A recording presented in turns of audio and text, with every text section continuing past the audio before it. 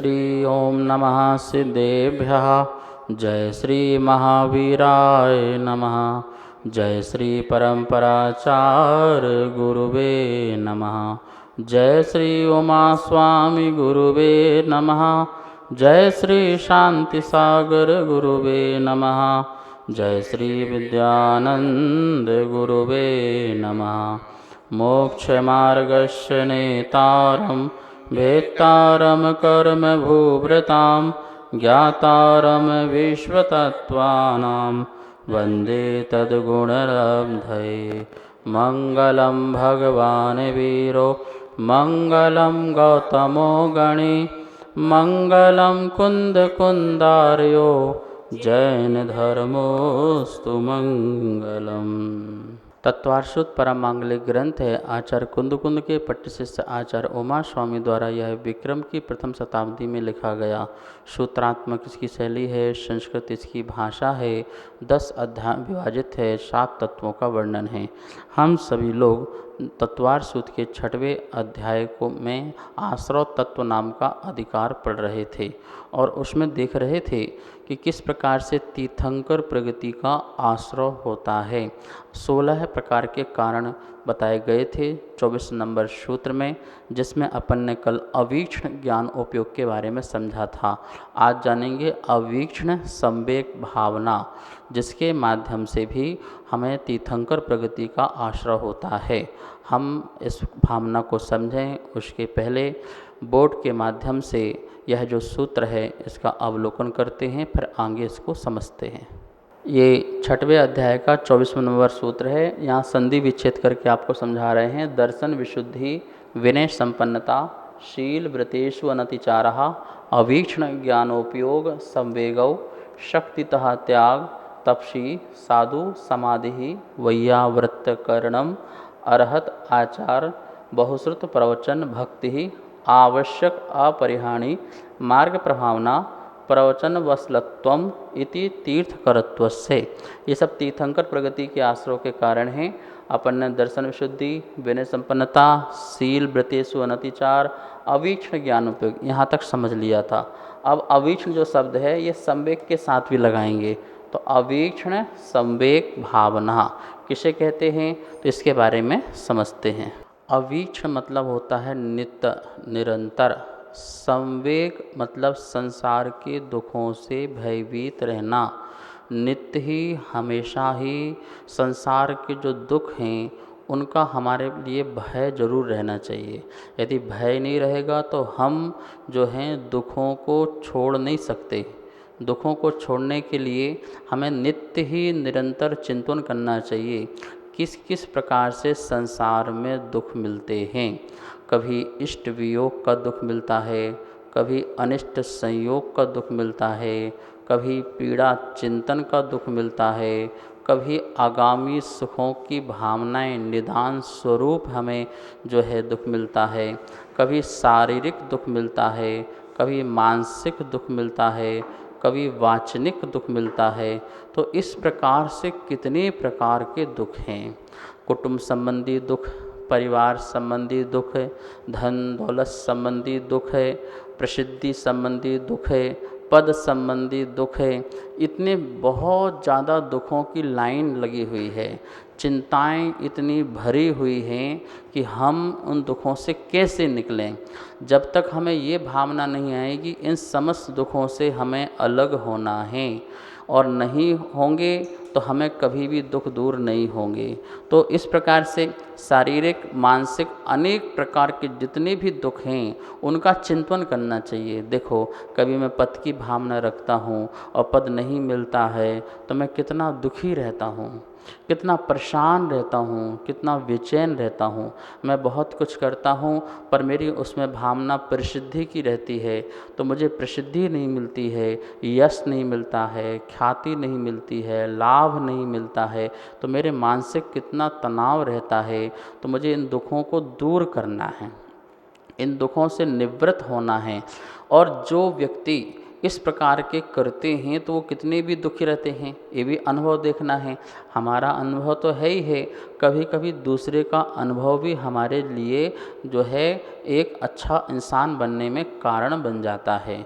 जैसे कोई व्यक्ति पद का लोभी है, तो अब देखो वो कितना परेशान रहता है, सुबह से शाम तक उस पद को पाने के लिए, उस प्रसिद्धि को पाने के लिए क्या क्या नहीं करता है। छल करता है, कपट करता है, मायाचारी करता है, लोभ करता है, झूठ बोलता है, यहाँ तक कि कभी कभी हिंसा के कार्य भी करने लग जाता है।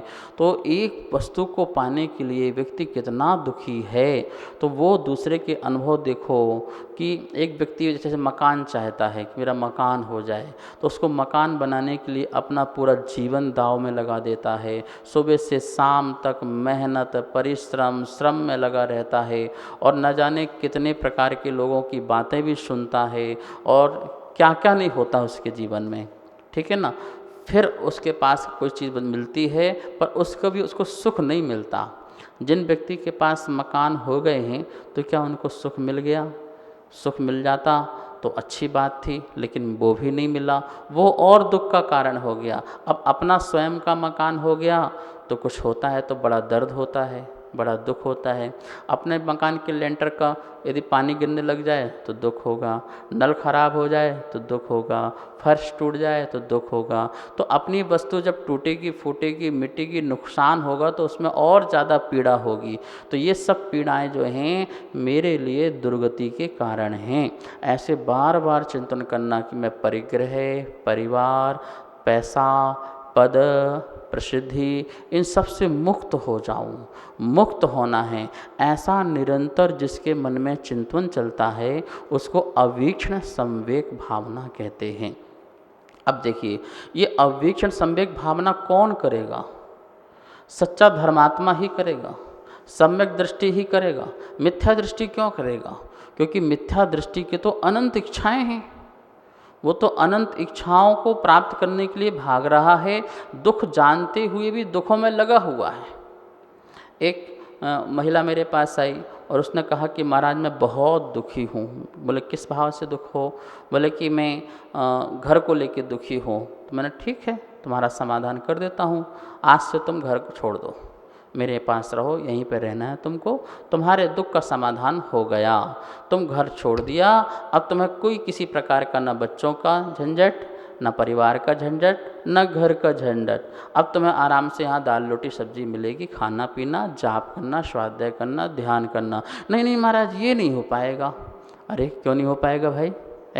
तुम मेरे से समाधान लेने आए हो तो मैं दुख से मुक्ति दिला रहा हूँ, परमानेंट दुख से मुक्ति दिला रहा हूँ। नहीं नहीं महाराज, वैसे तो बच्चा बहुत अच्छा है, वैसे तो अच्छी ध्यान रखता है, बात भी मान ले, तो वो तो कभी कभी की बात है।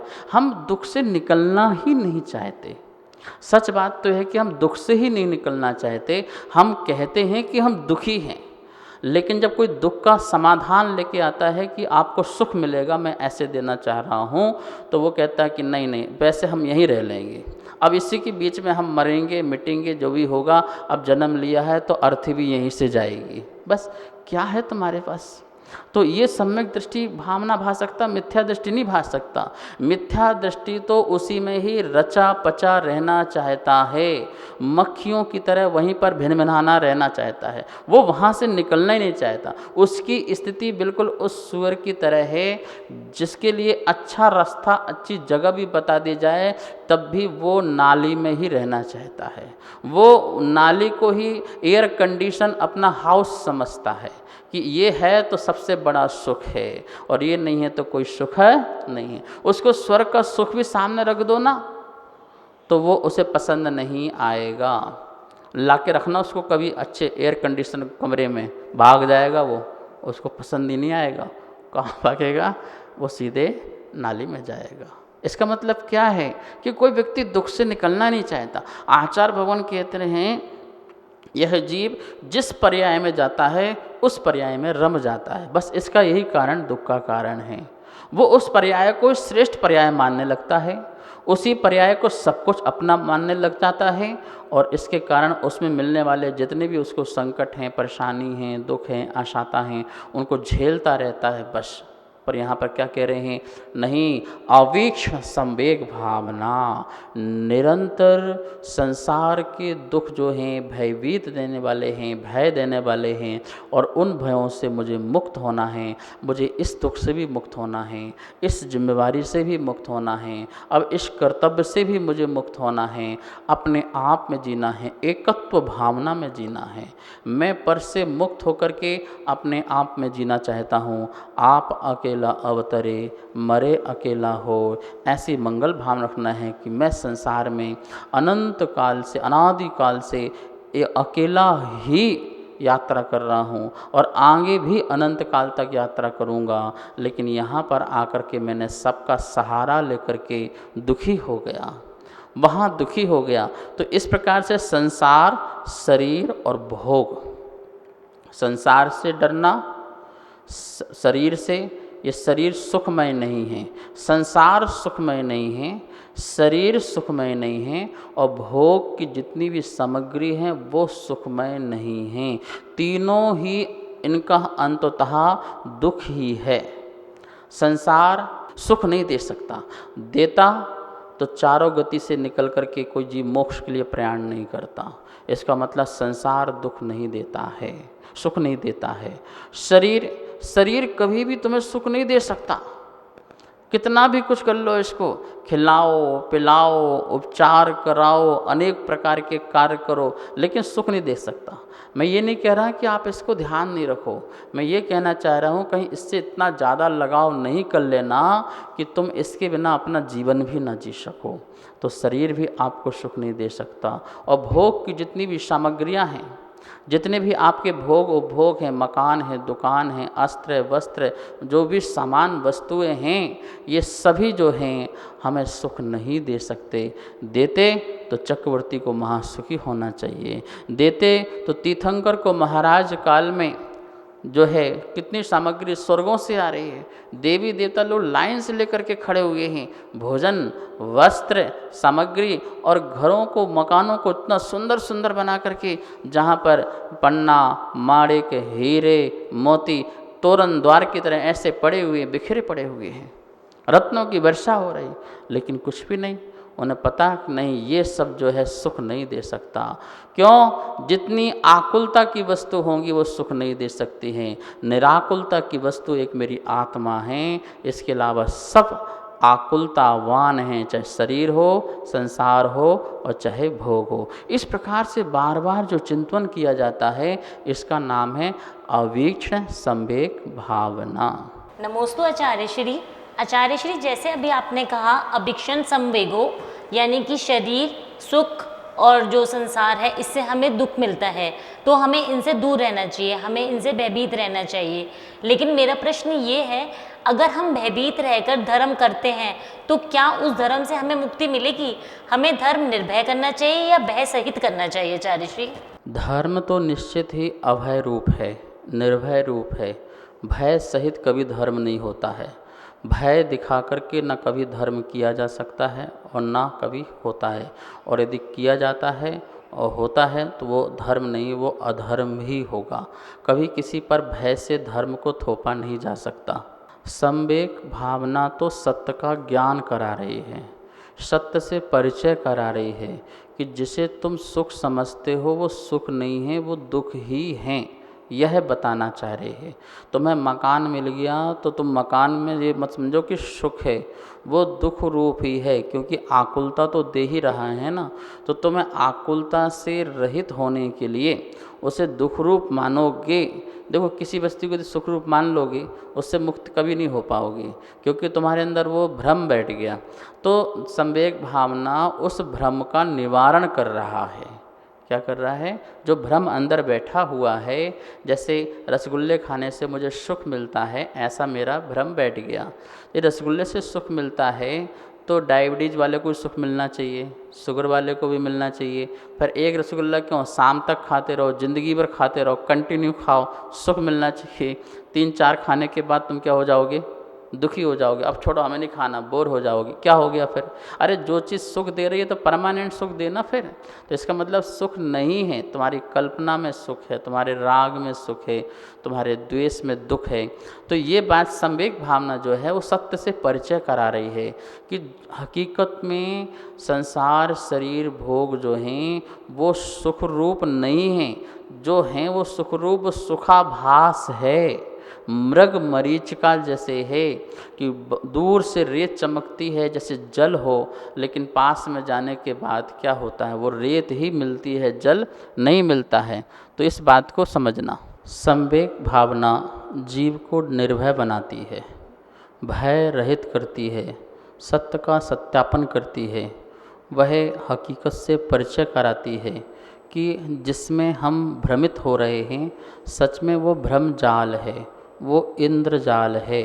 जैसे इंद्र का जाल जो है परमानेंट नहीं रहता, आता और चला जाता है, ऐसे ही वह जाल है। जैसे जल की बूंद है, वो उठती है और समाप्त हो जाती है, ऐसे ही हमारे जितनी भी जो वस्तुएं हैं वो क्षणभंगुर हैं, उसमें परमानेंट कभी सुख नहीं मिल सकता है। क्षण मात्र का सुख मिलता है इंद्रियों को, तात्कालिक सुख मिलता है, त्रैकालिक सुख नहीं मिलता है। ये ज्ञान अवीक्ष्ण संवेग कराता है। तो हमें इस प्रकार से अवीक्ष्ण संवेग भावना जो सम्यक दृष्टि है, जो धर्मात्मा हैं, वो अच्छी तरह से भेद ज्ञान करके आत्मा और आत्मा से अलग जो परद्रव्य हैं उनके प्रति उनके स्वरूप को जान करके अपने स्वरूप में प्रतिष्ठित होना, पर स्वरूप में प्रतिष्ठित नहीं होना, क्योंकि पर का जो स्वरूप है वो मेरे स्वरूप से मैच नहीं खाता है। उसका स्वरूप उसके साथ है, मेरा स्वरूप मेरे साथ है। इस प्रकार से भेद ज्ञान करके भेद विज्ञान की ओर जाना, ये अवीक्ष्ण संवेग भावना हमारा प्लेटफॉर्म तैयार करता है। कहने का मतलब है हमारे अंदर वैराग्य पैदा करता है, क्योंकि ज्ञान वैराग्य सहित होगा तो वो चारित्र्य में परिणत होगा।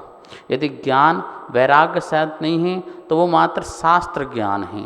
शास्त्र ज्ञान कल्याणकारी नहीं है, शास्त्र ज्ञान के साथ साथ वैराग्य पैदा हो। और वैराग्य कब होगा? जब हम अवीक्ष्ण संवेग भावना भाएंगे। निरंतर जो हमने पढ़ा है उस पढ़ने वाले वस्तुओं को अनुभव में लाएंगे कि हाँ सचमुच में मुझे पर पदार्थ से सुख नहीं मिलता है। चारों गतियों में ने भ्रमण किया, नरक पर्याय में गया और नरकों में भी देखा, वहाँ पर दिन रात 24 घंटे मार काट ही है, एक पल भी वहाँ सुख नहीं है। देव पर्याय में गया तो देव पर्याय में पुण्य के उदय से भोगों में ही मैं लिप्त रहा, वहाँ भी मैं भोगों को छोड़ नहीं पाया। चाहे कर भी मैं भोगों को छोड़ नहीं चाहता, क्योंकि वहाँ निकाचित कर्म का उदय चल रहा है। जब तक जितनी आयु है उतनी आयु पर्यंत वो वस्तुओं का त्याग कर नहीं सकता। देवी है, देवी का त्याग कर नहीं सकता है। उसके पास रिद्धि आदि हैं, वो रिद्धियों का त्याग कर नहीं सकता है। तो जो कुछ है वो उसको भोगना ही भोगना है। तो वहाँ भी ईर्षा प्रवृत्ति आदि मानसिक दुख वहाँ भी हैं। किसी के पास ज़्यादा है, किसी के पास कम है, तो उसमें भी वहाँ पर दुख ही दुख हैं। त्रियंच पर्याय में गए तो त्रियंच पर्याय में देखा कि वहाँ जो जीव है सिर्फ आहार संज्ञा के बारे में सोचता है। भयभीत तो रहते ही रहता है, लेकिन 24 घंटे भोजन के लिए, देखो कोई भी जानवर होगा, कोई भी चींटे मकोड़े हों, मच्छर हों या बड़े बड़े जानवर हों, वो सिर्फ एक ही टारगेट में रहते हैं, मुझे कुछ मिले खाने, मुझे कुछ खाने मिले। पक्षी देखो 24 घंटे क्या करता है, बस सोने का टाइम अलग है, लेकिन जब वो दिन भर रहता है तो बस उसकी एक ही रहती, यहाँ से भोजन मिल जाए, यहाँ से पानी मिल जाए, भोजन मिल जाए, पानी मिल जाए, इसके अलावा कुछ भी सोच उसकी नहीं रहती है। तो आहार संज्ञा में ही वह जीव लगा रहता है। मतलब कितना आकुल व्याकुल वो जीव रहता है, तो वहाँ भी दुखी है। मनुष्य पर्याय में आया तो मनुष्य पर्याय में जिम्मेवारियाँ बहुत बढ़ गईं।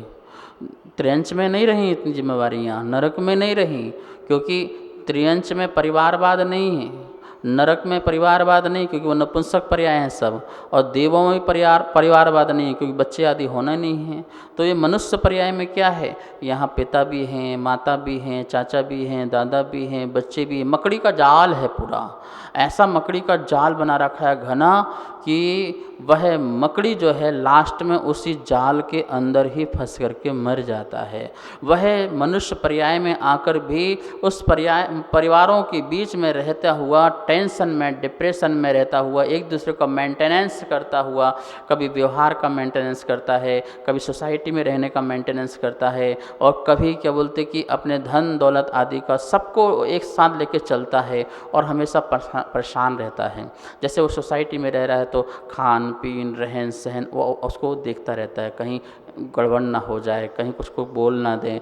परिवार में रहता है तो, समाज में रहता है तो कितने तनाव हैं, कितने दुख हैं, प्रत्येक चारों तरफ से उसके पास दुख ही दुख है। आचार्य विद्यानंद महाराज जी कहते थे, जिसके पास परिग्रह है उसके पास सारे नवग्रह हैं।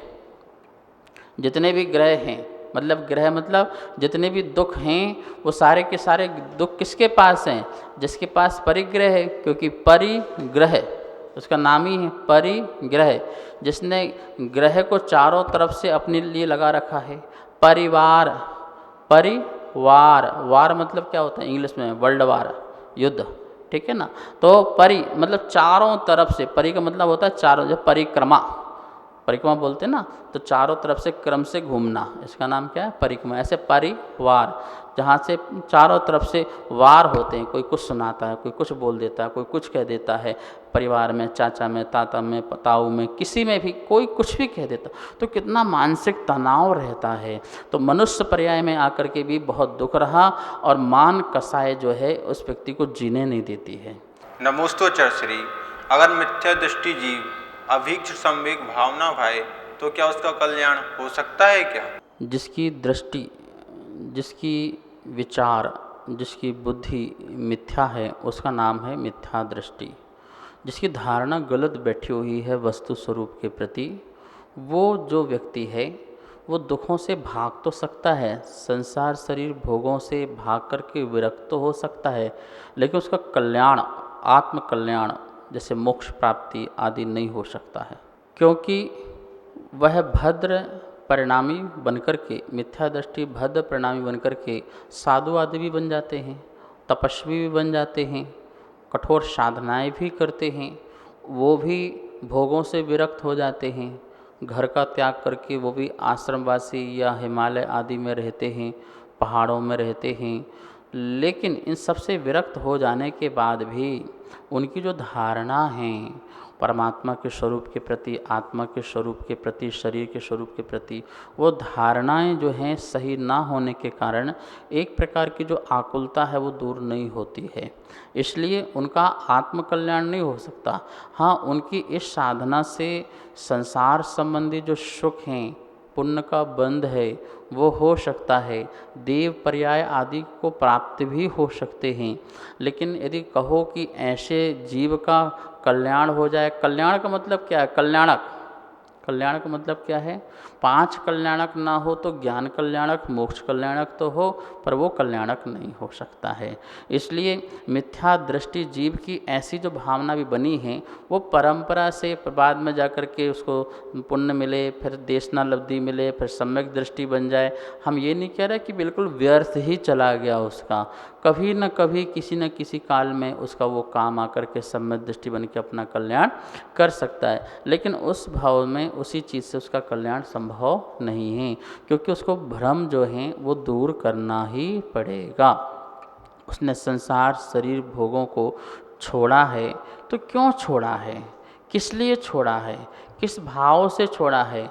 तो सम्यक दृष्टि तो भेद ज्ञान करके छोड़ता है कि संसार शरीर भोग जो हैं पर पदार्थ हैं, पर पदार्थ मुझे कभी भी सुख नहीं दे सकते हैं, वो दुख के ही कारण ही बनते हैं। इस प्रकार का उसने चिंतन करके, चूँकि ये पर पदार्थ मेरा न था, न है, न कभी हो सकता है, इस प्रकार का उसके अंदर बहुत भेद ज्ञान होता है। तो इस प्रकार से यहाँ पर जो अविचट सम्यक भावना है, सचमुच में सम्यक दृष्टि, दर्शन विशुद्धि भावना वाला जो जीव है वो भाता है, तभी उसके अंदर चारित्र, सम्यक चारित्र प्रकट होता है। उसके अंदर कल्याण होता है। तो सम्यक भावना से चारित्र क्या होता है, दृढ़ होता है। इसको बार बार करना है। जो सम्यक दृष्टि के साथ साथ सम्यक चारित्र वाले हैं जीव हैं, वो भी जैसे मुनिराज हैं, वो भी बार बार संसार शरीर भोग को छोड़ने के बाद भी बार बार चिंतन करते हैं कि इनको अपन को कभी अपनाना नहीं है, क्योंकि ये दुख आकुलता के जननी हैं। इस प्रकार से ये भावना आज हुई। आज स्वाध्याय संपन्न करते हैं। आइए जिनवाणी स्तुति करते हैं। जा वाणी के ज्ञान से सूझे लोकालो, सो वाणी मस्तक धरो सदा देत हो दो। हे जिन वाणी भारती तोहे जपो दिन रे, जो तेरी सरना धरे सो पावे सुख चैन। सभी को बहुत बहुत मंगल आशीर्वाद। सभी स्वाध्याय प्रेमी बंधुओं को सादर जय जिनेंद्र। हमारे पास तत्वार्थ सूत्र जी के 3 अध्याय की पुस्तक छपकर आ चुकी हैं। चौथे एवं 5वें अध्याय की पुस्तक छपने के लिए जा चुकी है। आप सभी उसमें अपना सामर्थ्यानुसार सहयोग कर सकते हैं और आप आचार्य श्री की अनेक गतिविधियों से जुड़ने के लिए प्रज्ञधारा यूट्यूब चैनल को सब्सक्राइब जरूर करें। धन्यवाद। जय जिनेंद्र।